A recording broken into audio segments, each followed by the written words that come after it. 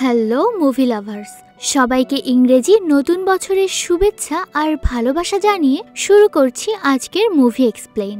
আজ এমন একটা অদ্ভুত ছেলের গল্প থাকছে যে কিনা দেখতে অন্য সাধারণ মানুষের থেকে অনেক আলাদা, আর এই কারণে তাকে সবসময় সবাই অনেক বুলিং করত। আসলে ছেলেটার জন্মের সময় তার মায়ের ওপর বজ্রপাত হয়, কিন্তু কেউ জানতো না এই বাচ্চার ভেতরেই লুকানো আছে এক অলৌকিক ক্ষমতা। গল্পের শুরুতে আমরা একটা হাসপাতালের দৃশ্য দেখতে পাই। এখানে অ্যানি নামের একটা মহিলাকে হাসপাতালে নিয়ে আসা হয়েছিল, কারণ কিছুক্ষণ আগেই আকাশ থেকে বজ্রপাতে সে আহত হয়েছে। অ্যানি তখন প্রেগনেন্ট ছিল, তাই দ্রুত তাকে ইমার্জেন্সি রুমে নিয়ে যাওয়া হয়। কিছুক্ষণ পর ডাক্তার সেখান থেকে বের হয়ে এসে অ্যানির স্বামী গেটকে বলে, আমরা অনেক চেষ্টা করেছি, কিন্তু তোমার স্ত্রীকে বাঁচাতে পারলাম না, কিন্তু তোমার একটা ছেলে হয়েছে। ডাক্তার আরও বলে, তোমার ছেলের কিছু অ্যাবনর্মালিটি লক্ষ্য করা গেছে। সে সাধারণ বাচ্চাদের থেকে একটু আলাদা, তার মধ্যে অ্যালবানিজমের লক্ষণ দেখা যাচ্ছে। গেট তখন ডাক্তারকে রিকোয়েস্ট করে বলে, আমার বাচ্চাকে কি আমি দেখতে পারি? ডাক্তার তখন গেটকে তার বাচ্চার কাছে নিয়ে আসলে গেট খেয়াল করে তার বাচ্চার পুরো শরীর স্বাভাবিক মানুষের থেকে অনেক বেশি সাদা, আর তার পুরো শরীরে বিভিন্ন মেডিকেল ইকুইপমেন্ট লাগানো রয়েছে। ছোট্ট বাচ্চার শরীরের এমন অবস্থা দেখে গেট মনে করে হয়তো তার বাচ্চার দুনিয়ায় আসার কথা ছিল না, কিন্তু সে তার মায়ের জীবন নিয়ে দুনিয়ায় এসেছে, আর তাই গেট তাকে অশুভ মনে করতে শুরু করে। যদিও গেট তার সন্তানের জন্য কাঁদছিল, কিন্তু তার স্ত্রী মারা যাওয়ার কারণ হিসেবে সে তার সন্তানকে দায়ী করে এবং সেখান থেকে চলে যায়, আর নিজের সন্তানকে তার সাথে নিতে অস্বীকার জানায়। এরপর বহু বছর কেটে যায়। আমরা একটা বাড়ির সামনে বার্নাম নামের একজন পুলিশ অফিসারকে দেখতে পাই। এই পুলিশ অফিসারের সাথে জেসি নামের একজন মানসিক ডাক্তারও ছিল। আসলে আজকেই তাদের শহরে এই বাড়িতে একজন বয়স্ক লোক মারা গেছে। প্রাথমিকভাবে তারা ধারণা করছিল লোকটা হয়তো হার্ট অ্যাটাক করে মারা গেছে, আর তাই সে ইনভেস্টিগেশনেই তারা দুজন এই বাড়িতেই এসেছিল। আর তখন পুলিশ অফিসার বার্নাম জেসিকে জানায় সে প্রতিবেশীদের কাছ থেকে জানতে পেরেছে এই বাড়ির ব্যাটমেন্টে নাকি একটা ছেলে থাকে, কিন্তু সে কখনো বাইরের দুনিয়া দেখেনি। ছেলেটা নাকি বাড়ির মালিকের নাতি হয়, আর তাই ছেলেটাকে উদ্ধার করতেই পুলিশ জেসির সাহায্য নিচ্ছিল, কারণ তারা ভয় পাচ্ছিল যদি এমন কিছু সত্যি হয়ে থাকে তাহলে হয়তো দীর্ঘদিন বেসমেন্টে আটকে থেকে ছেলেটার মানসিক ভারসাম্য হারিয়ে ফেলতে পারে। আর তাকে হ্যান্ডেল করার জন্যই জেসিকে ডাকা। বার্নাম আর জেসি যখন বেসমেন্টে নেমে আসে, সেখানে নিচে তারা পুরো ঘর ভর্তি বই দেখতে পায়। আর কিছু দূর এগোলে তারা খেয়াল করে ঘরের এক অন্ধকার কোণে একটা ছেলে চুপ করে বসে আছে। আর কাছে আসলে তারা খেয়াল করে ছেলেটার গায়ের রং স্বাভাবিক থেকে অনেক বেশি সাদা, আর তার মাথায়ও কোনো চুল নেই। আর ছেলেটাকে দেখে তারা দুজনেই অবাক হয়ে যায়। জেসি তখন ছেলেটাকে সাহস দিয়ে বলে, তোমার কোনো ভয় নেই, আমরা এখানে তোমাকে সাহায্য করতে এসেছি। তোমার নাম কি? ছেলেটা তখন জানায় তার নাম জেরেমি। আর আসলে জেরেমি সেই ছোট্ট বাচ্চাটা যাকে তার বাবা হাসপাতালে ফেলে রেখে চলে এসেছিল। তখন কথায় কথায় জেসি জেরেমিকে জিজ্ঞেস করে, আচ্ছা তোমার দাদা তোমাকে বাড়ির বাইরে বের করতো না কেন? সে কি তোমাকে জোর করে এখানে আটকে রেখেছে? জেসি উত্তরে জেরেমি বলে, না, আসলে আমার দাদা আমাকে বলতো যদি আমি বাড়ির বাইরে বের হই তাহলে আর বাইরে সবাই আমাকে দেখে ফেলবে, তাহলে তারা আমাকে ধরে নিয়ে যেতে পারে। আর জেরেমি আরো বলে, আমি কখনোই স্কুলে যাইনি, কিন্তু আমি এখানে বসে সব রকমের বই পড়ে ফেলেছি। জেরেমির এমন কথায় অবাক হয়ে জেসি সেখানে থাকা হাই স্কুলের একটা বই তুলে নেয়, আর এটা বেশ কঠিন একটা সাবজেক্ট ছিল। কিন্তু জেসি বইয়ের একটা পেজ নাম্বার বলার সাথে সাথে জেরেমি সেই পেজে থাকা সবকিছু হুবহু বলতে শুরু করে। এটা দেখে জেসি বেশ অবাক হয়ে যায়। জেরেমি তখন বলে, তুমি চাইলে আমাকে অন্য বইগুলো থেকেও যে কোনো কিছু জিজ্ঞেস করতে পারো, আমি সব বইগুলোকেই মনে রেখেছি। আসলে জেরেমি শারীরিকভাবে অসুস্থ হলেও সে ছিল অনেক বেশি মেধাবী। কিন্তু এখন সমস্যা হলো জেরেমির একমাত্র গার্ডিয়ান তার দাদা।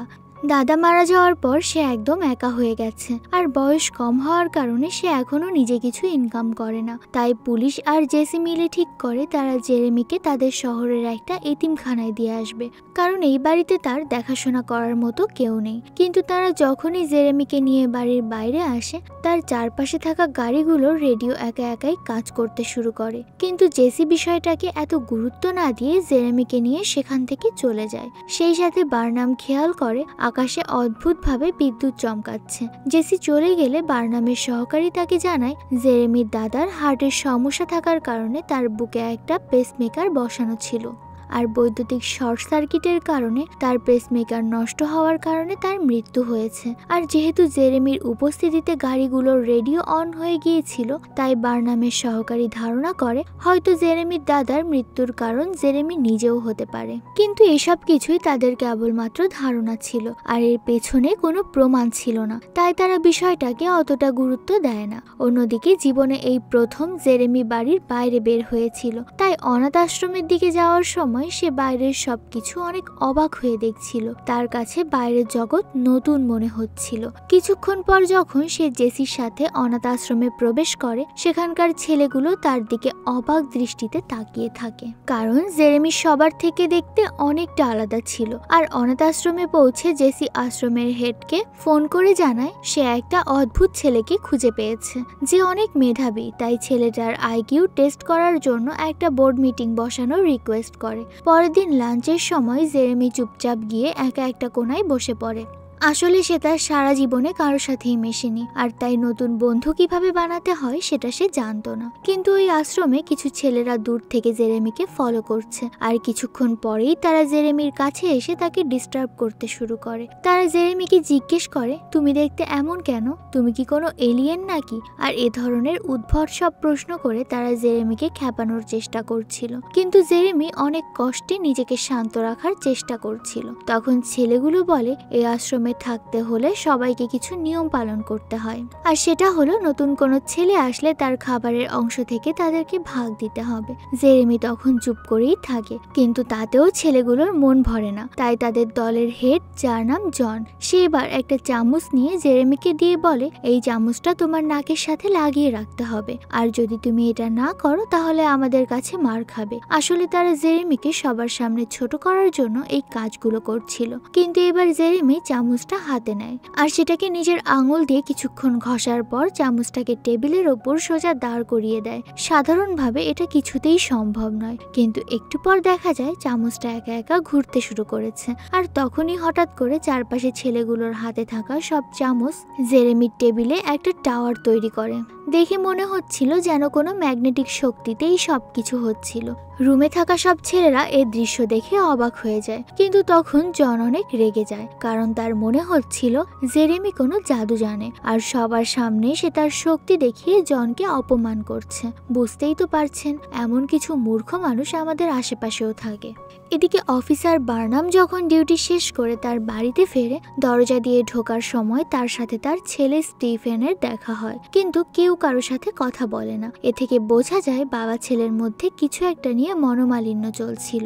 বাড়িতে ঢুকে বার্নাম প্রথমেই তার স্ত্রীর রুমে আসে। আসলে তার স্ত্রী অনেকদিন ধরেই ক্যান্সারে আক্রান্ত, আর যতদিন যাচ্ছে তার পরিস্থিতি আরো খারাপ হয়ে উঠছিল। জেরেমির স্ত্রী এতটাই দুর্বল যে এখন সে ঠিকমতো কথা বলতেও পারে না, এমনকি বিছানা থেকে উঠতেও পারে না। ডাক্তার তাকে অনেক ওষুধ দিয়েছে, কিন্তু তাতে তার তেমন কোনো ইমপ্রুভমেন্ট হচ্ছিল না।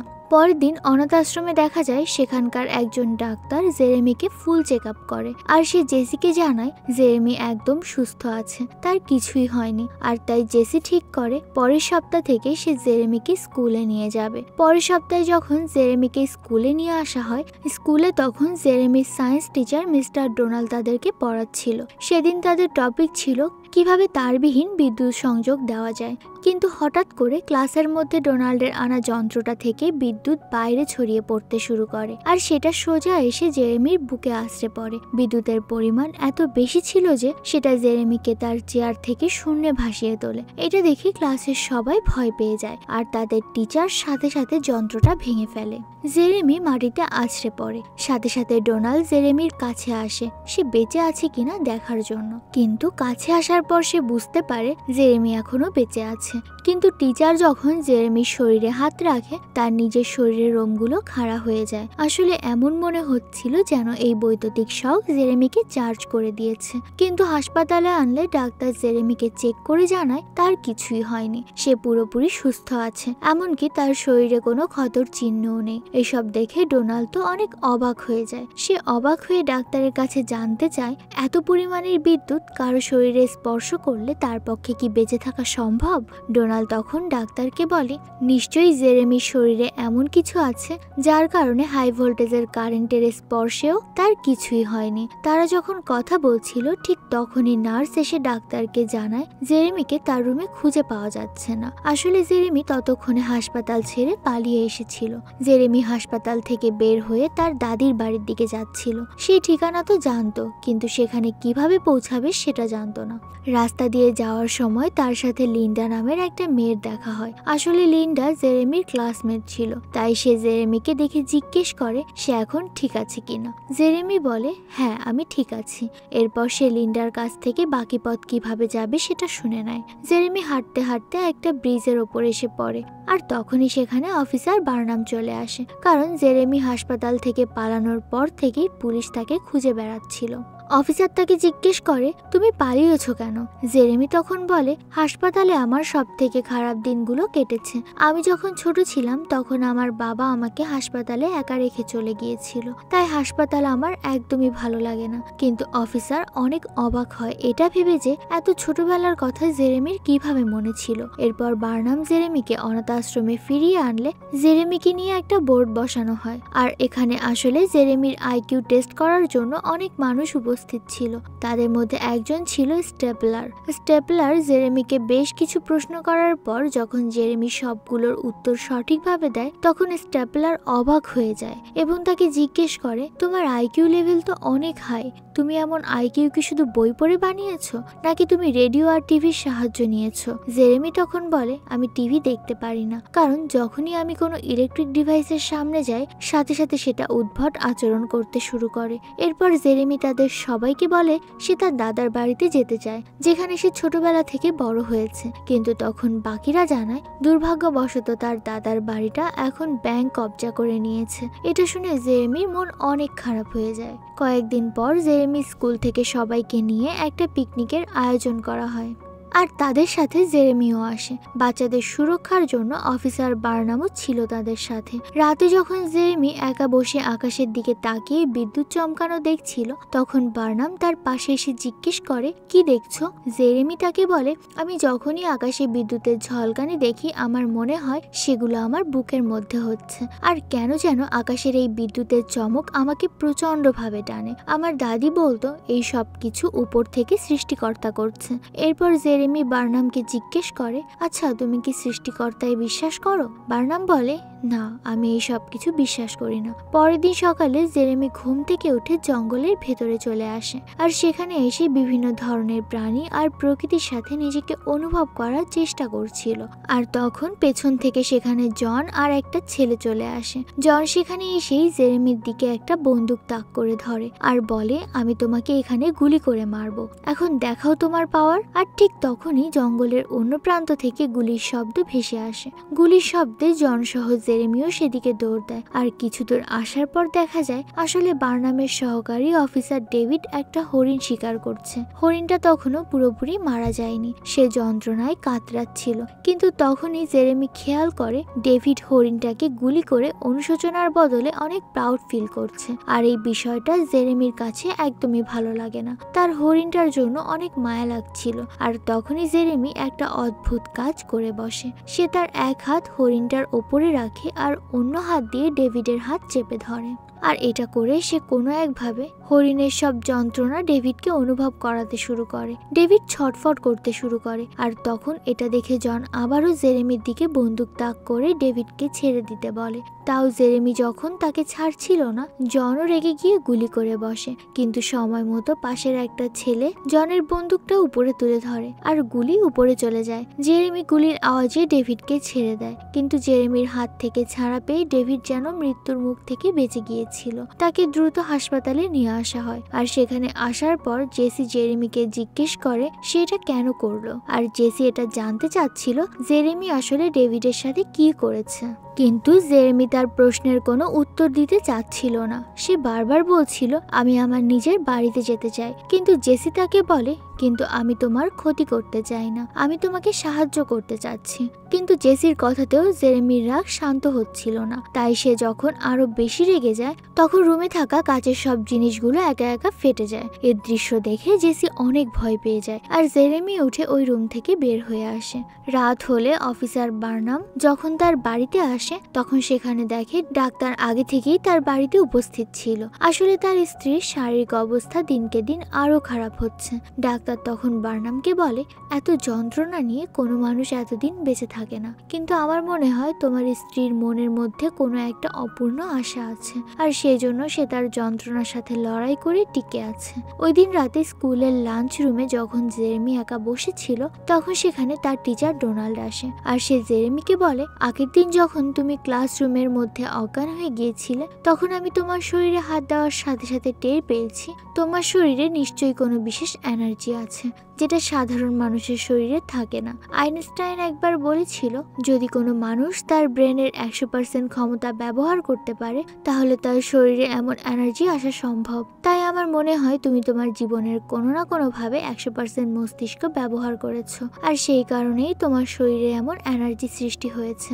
এরপর টিচার জেরেমির সাথে বন্ধুত্ব করতে চায় আর তাকে বলে, তুমি যদি রাজি থাকো তাহলে আমি তোমার ব্যাপারে আরো জানতে চাই আর তোমার ব্যাপারে জানতে পারলে আমরা বিজ্ঞানের অনেক নতুন দিক সম্পর্কে জানতে পারবো। পরের দিন সকালে অফিসার বার্নাম ডেভিডের বাড়িতে এসে তার সাথে দেখা করতে চায়, কিন্তু ডেভিড শিকার করতে অনেক পছন্দ করত আর সে সবসময় শিকার নিয়েই গল্প করত। কিন্তু আজকে বার্নাম ডেভিডের বাড়িতে ঢুকে সেখানে কোনো বন্দুক দেখতে পায় না আর ডেভিড আগে থেকেই অনেক শান্ত হয়ে গেছে। বার্নাম তাকে জিজ্ঞেস করে, কি ব্যাপার, তোমার কি হয়েছে? তখন কথায় কথায় ডেভিড তাকে বলে, সেদিন জঙ্গলে জেরেমি কি করেছিল আমি জানি না, কিন্তু আমি ওই হরিণটার মৃত্যু যন্ত্রণা নিজের মধ্যে অনুভব করতে পারছিলাম আর সেদিনের পর থেকে আমি বুঝতে পেরেছি শুধুমাত্র মজার কারণে শিকার করার কোনো মানেই হয় না। ডেভিডের কথা শুনে অফিসার বার্নাম সেদিন রাতেই জেরেমিকে তার সাথে করে নিয়ে বাড়িতে আসে। আসলে সে জানতে চাচ্ছিল তার অসুস্থ স্ত্রীর মনের মধ্যে কি চলছে। জেরেমি সেখানে এসে বার্নামের স্ত্রীর মাথায় হাত রাখে আর তার মনে যা কিছু চলছে সেগুলো বলতে শুরু করে। জেরেমি জানায় বার্নামের স্ত্রী চায় সে আর তার ছেলে যেন আবারও একে অপরের সাথে কথা বলে আর বাবা ছেলের মধ্যে আগের মতো ভালোবাসার সম্পর্ক তৈরি হোক। সে এটাও চায় যে মৃত্যুর আগে একবার যেন তার স্বামী তার হাতে তাদের বিয়ের আংটিটা পরিয়ে দেয়। এসব কিছু জানতে পেরে বার্নাম কাঁদতে কাঁদতে তার স্ত্রীর আঙুলে বিয়ের আংটিটা পরিয়ে দেয় আর তাকে জড়িয়ে ধরে আর এই ঘটনার কিছুক্ষণের মধ্যেই তার স্ত্রী মারা যায়। অন্যদিকে স্টিফেন তার মায়ের মৃত্যুর কথা শুনে বাড়িতে ছুটে আসে। এবার স্টিফেনকে দেখে তার বাবা বার্নাম তাকে জড়িয়ে ধরে। এভাবেই বেশ কয়েকদিন কেটে যায়। একদিন জেরেমি আর লিন্ডা একটা মেলায় ঘুরতে আসে আর এখানে জেরেমি লিন্ডাকে বলে, আশেপাশে যাদেরকে দেখছো তারা কেউ আসলে ভেতর থেকে খুশি না, সবাই ওপরে ওপরে খুশি থাকার অভিনয় করছে। জেরেমির কথাগুলো লিন্ডা ঠিকমতো বুঝতে পারছিল না, তাই তখন জেরেমি লিন্ডার হাত ধরে তাকে নিজের জীবনে ঘটে যাওয়া সব ঘটনাগুলো অনুভব করায়। এরপর জেরেমি লিন্ডাকে জিজ্ঞেস করে, আচ্ছা তুমি কি আমাকে দেখে বিরক্ত হও? তোমার কি আমাকে দেখলে রাগ হয়? লিন্ডা তখন বলে, না তো, তুমি এমন কেন বলছো? আমার তো তোমাকে অনেক ভালো লাগে। এটা বলে তারা দুইজন দুইজনের কাছে চলে আসে। কিন্তু ঠিক তখনই সেখানে লিন্ডার বাবা চলে আসে আর সে তার মেয়ের সাথে জেরেমিকে দেখে একদমই খুশি হয় না। তাই সে জেরেমিকে শার্টের কলার ধরে টেনে তোলে আর তাকে বলে, তোমার সাহস কি করে হয় আমার মেয়ের কাছে আসার? লিন্ডার বাবা জেরেমিকে মারতে যাবে তখনই সেখানে জেসি চলে আসে আর সে লিন্ডার বাবাকে বলে, এখনই জেরেমির ওপর থেকে নিজের হাত সরাও, না হলে আমি পুলিশ ডাকতে বাধ্য হব। এটা শুনে লিন্ডার বাবা তখনই জেরেমিকে ছেড়ে দেয় আর সে তার মেয়েকে নিয়ে সেখান থেকে চলে যায়। আশ্রমে ফিরে এসে জেরেমি নিজের ওপর আরো হতাশ হয়ে পড়ে, কারণ তার একমাত্র পছন্দের মানুষটাকেও তার থেকে দূরে সরিয়ে নিয়ে যাওয়া হয়েছে। তাই সে আর এই শহরে থাকতে চায় না। সে সিদ্ধান্ত নেয় এবার তার পুরাতন বাড়িতেই ফিরে যাবে। জেসি তাকে বোঝানোর অনেক চেষ্টা করে, কিন্তু জেরেমি এবার আর কোনো কথা শুনতে চায় না। সে তার ব্যাগ নিয়ে আশ্রম থেকে বের হতে যাচ্ছিল, তখনই সে খেয়াল করে পাশেই জনরা বাস্কেটবল খেলছে আর আশ্রমে এসে বেশিরভাগ সময় সে এখানেই কাটাতো। তাই আশ্রম ছেড়ে চলে যাওয়ার আগে শেষবারের মতো সেই জায়গাটা দেখতে আসে আর তখনই সেখানে জন আর বাকি ছেলেরা জেরেমিকে ডিস্টার্ব করতে শুরু করে। জন তখন বিভিন্ন কথা বলে জেরেমিকে অপমান করছিল। এমন সময় জেরেমি জনকে স্পর্শ করলে সে তার অতীতের কিছু ঘটনা দেখতে পায়। জেরেমি বুঝতে পারে জনের বাবা তাকে ছোটবেলায় অনেক টর্চার করত, আর সেই কারণে জন এখন তার বাবার রাগ দুর্বলদের ওপর দেখাতো। তাই জেরেমি তখন জনকে তার বাবার বলা কিছু কথা শোনায়। এটা শুনে জন আরো রেগে গিয়ে বাকিদের নিয়ে জেরেমিকে বাইরে বের করে আনে, আর সেখানে তার জামা কাপড় খুলে নিয়ে তাকে মারতে শুরু করে। এক পর্যায়ে জেরেমি রাগ হয়ে গেলে সে তার সুপার পাওয়ার ইউজ করে সবাইকে মাটিতে ফেলে দেয়। হঠাৎ আকাশ থেকে বজ্রপাত এসে জেরেমির ভেতর থেকে কোনো একটা বৈদ্যুতিক ঝটকায় সবাইকে চারিদিকে ছিটকে ফেলে দেয়। জেরেমির এতে কিছুই হয় না, কিন্তু জনের শ্বাস প্রশ্বাস বন্ধ হয়ে যায়। তখন জেরেমি দ্রুত জনের কাছে এসে তার হাত দিয়ে জনকে অল্প অল্প করে শক দিয়ে তার শ্বাস প্রশ্বাস ফিরিয়ে আনে।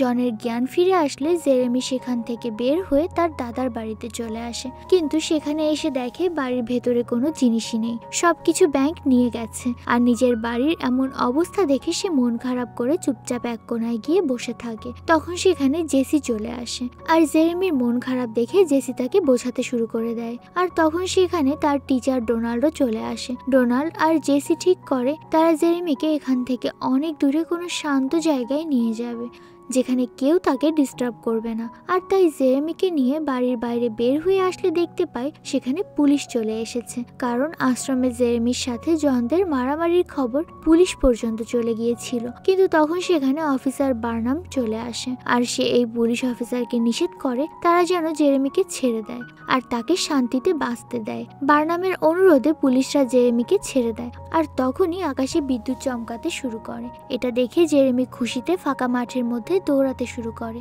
তাকে থামানোর জন্য বাকিরাও তার পেছনে দৌড়াতে থাকে, কিন্তু তখনই হঠাৎ করে একটা বজ্রপাত এসে জেরেমির শরীরে আঘাত করে, আর সে নিমিষের মধ্যে গায়েব হয়ে যায়। দৃশ্যটা দেখে বাকি সবাই স্তব্ধ হয়ে যায়, কিন্তু তারা এটা ভেবে খুশি হচ্ছিল যে জেরেমি নিশ্চয়ই এবার কোনো একটা শান্ত জায়গায় পৌঁছে গেছে। গল্পটা এখানেই শেষ হয়ে যায়। আজকের গল্পটা আপনাদের কাছে কেমন লাগলো কমেন্ট করে অবশ্যই জানাবেন।